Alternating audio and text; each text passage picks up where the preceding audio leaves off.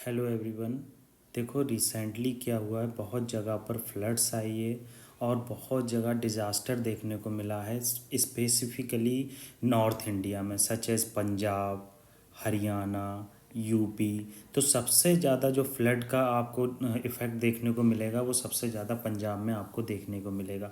तो इससे रिलेटेड क्या इंडियन कॉन्स्टिट्यूशनल और लीगल प्रोविज़न है वो देख लेते हैं। ये जो बेसिक चीज़ है जो बिहाइंड द सीन होती है ये यूपीएससी को बहुत पसंद आती है। तो कुछ कॉन्स्टिट्यूशनल और लीगल प्रोविज़न जो आपको पता होना चाहिए एवरी फ्लड के बाद, हर फ्लड के बाद, हर क्या है, हर कोई डिज़ास्टर के बाद, ड्रॉट के बाद आपको पता होना चाहिए कि क्या प्रोविज़न है हमारे कॉन्स्टिट्यूशन में फ्लड से रिलेटेड और डिज़ास्टर से रिलेटेड। जैसे आर्टिकल 21 की बात की है यहाँ पर। Article 21 right to life and personal liberty है। इसमें देखो डायरेक्टली क्या है, सुप्रीम कोर्ट भी इंटरप्रेट करता है और कॉन्स्टिट्यूशन भी कहता है कि हमें इन्वायरमेंट को सेफ रखना है और प्रोटेक्ट रखना है। किससे? नेचुरल क्लैमिटी से। क्या होता है नेचुरल क्लैमिटी, क्यों आती हैं? ये मैन मेड ह्यूमन डिज़ास्टर जो होती है, जो इन्वायरमेंट में इंटरफेरेंस किया जा रहा है, पेड़ों को काटे जा रहे हैं, जो कैपिटलिस्ट हाईली कैपिटलिस्ट पॉलिसी है, जो ट्रम्प की पॉलिसी है कि पेड़ काटने से कुछ नहीं होता है, नेचुरल चीज़ जो है वो खुद ब खुद आ जाती है, ये सब चीज़ गलत है। तो आपको यहाँ पर एक बेसिक चीज़ याद रखना है कि यहाँ पर कहा जा रहा है कि कैसे आर्टिकल 21 की हेल्प से राइट टू लाइफ, लाइफ से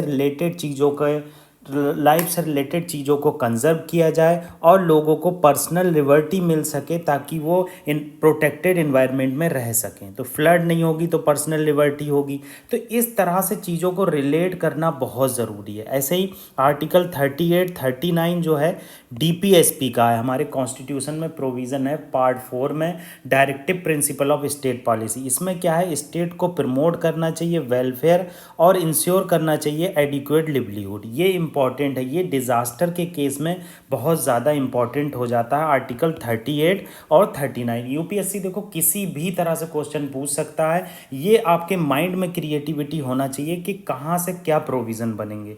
आर्टिकल 47 क्या कहता है, स्टेट की ड्यूटी है कि इम्प्रूव करे पब्लिक हेल्थ। अब इसमें स्टेट की ड्यूटी क्या है भाई, फ्लड आई, एपिडेमिक फैल गया, बहुत बीमारियां होंगी। अब जैसे फ्लड आ गई है, बहुत सारी स्टेट्स में बीमारियां देखने को मिलेगा, डेंगू देखने को मिलेगा, चिकनगुनिया देखने को मिलेगा, पोलियो देखने को मिलेगा।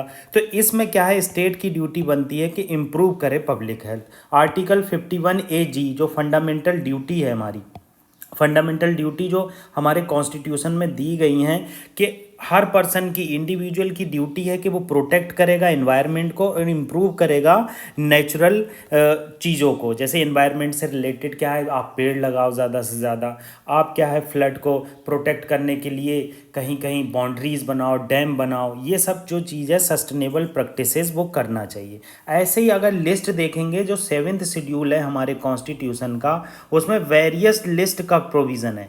ये जो लिस्ट है, जैसे लिस्ट स्टेट लिस्ट है, स्टेट लिस्ट में वाटर, इरिगेशन और कनाल जो है स्टेट सब्जेक्ट है।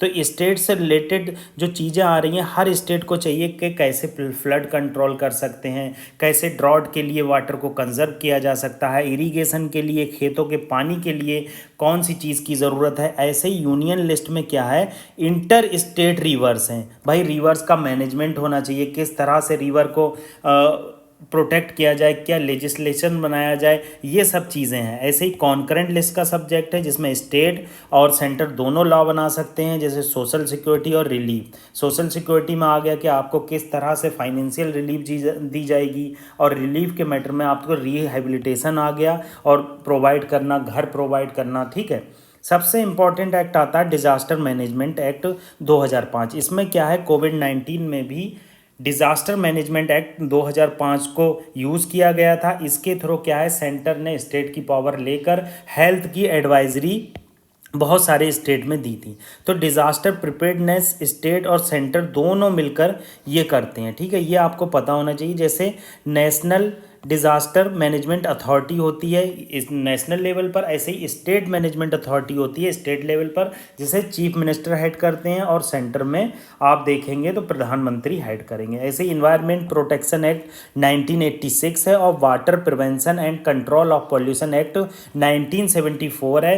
ये गवर्नमेंट को एम्पावर करता है, रेगुलेट करे एनवायरमेंटल फैक्टर को, फ्लड जोनिंग करे, वेटलैंड को प्रोटेक्ट करे ताकि कम से कम इन्वायरमेंटल क्राइसिस आए, मैंग्रोव को प्रोटेक्ट किया जाए। ऐसे ही नेशनल डिज़ास्टर मैनेजमेंट पॉलिसी है जो 2009 में आई। ये ऑब्लिगेट करती है कॉन्स्टिट्यूशनली सेंटर को और स्टेट को, और ड्यूटीज़ देती है कि इंडिविजुअल पर्सन को कि प्रोटेक्ट किया जाए हर चीज़ को अच्छे से।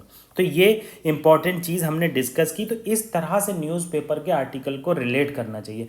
न्यूज़पेपर हर बच्चा पढ़ रहा है, कोई फ़ायदा नहीं होगा। आप हमारे चैनल को सब्सक्राइब कीजिए, शेयर कीजिए, लाइक कीजिए, कमेंट कीजिए, जिससे ज़्यादा से ज़्यादा फ्री इनिशिएटिव हर किसी को उसकी मदद मिल पाए। हमारा पूरा चैनल फ्री है, अभी तक हमने थैंक्स का क्लिक भी नहीं लाया।